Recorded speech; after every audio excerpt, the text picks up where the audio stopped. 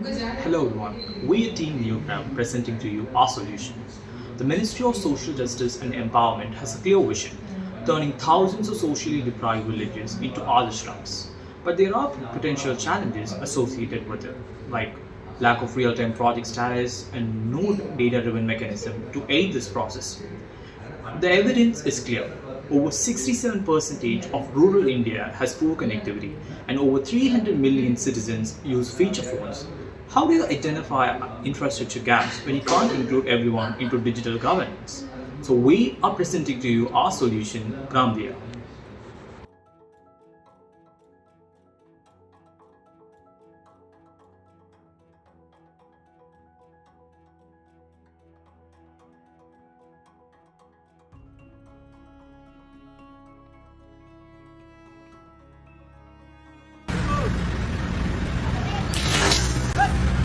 To kickstart our solution, we decided our approach involves a three-phase data input system consisting of an interactive voice response IVR system, a WhatsApp bot functionality, and a progressive web app feature. These three channels helps us to collect data efficiently from both officials involved in the scheme and the general public. To bring these services to life, we have leveraged cloud-based voice-over internet protocols services such as Exotel and Twilio to power the IVR and WhatsApp bot functionalities. The IVR system begins by prompting the user to selecting their preferred language. Once the language is confirmed, it then requests the village code which the user already has. After a short series of questions and confirmations, the system offers the user a voice recording option. The recorded message is automatically converted into text using Google Speech-to-Text API and securely stored in our database for further processing. GRAM, the Village Development Helpline. ग्राम विकास helpline नियोग्राम में आपका स्वागत है. To choose language, press 1 for English, 2 for Hindi, 3 for Tamil. வெளியீட்டின் வகையை தேர்வு செய்ய கல்விக்கு 1, குடிநீருக்கு 2, மின்சாரத்திற்கு 3 மற்றும் மற்றவர்களுக்கு 4 ஐ அழுத்தவும். Now, let's look into the WhatsApp bot feature. As users interact with our WhatsApp bot, they experience a multilingual interface. Currently, the bot supports English, Hindi, and Tamil. Users can choose their preferred language, after which the bot prompts them to enter their 6-digit village code.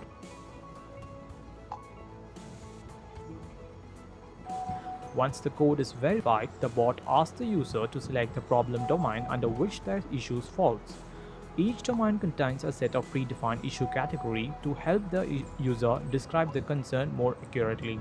Next, the bot collects additional details such as the approximate number of people affected and the duration of the problem.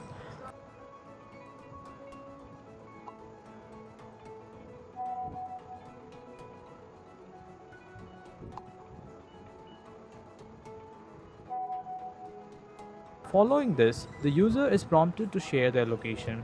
To ensure user privacy and safety, we do not store or transmit exact GPS coordinates. Instead, the location data is slightly jittered before being sent to our system.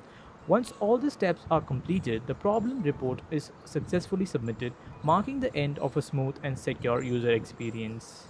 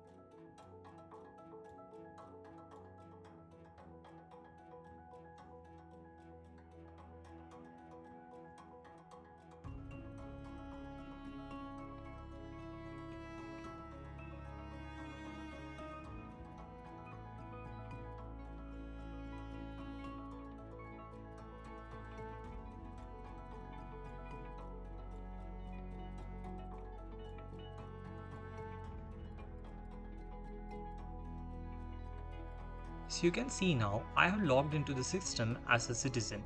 The citizen has much functionalities like to submit a report, they can track the problems they have submitted earlier, they can also view the village status map that is created using a ground up approach based on the asset mapping that we have done earlier. They can also see the real-time updates on the schemes that are present and the reports that have been submitted. Now we'll be submitting a report using this web application. As you can see now, the system automatically asks my GPS location, through which the system will build the asset mapping for the geospatial mapping.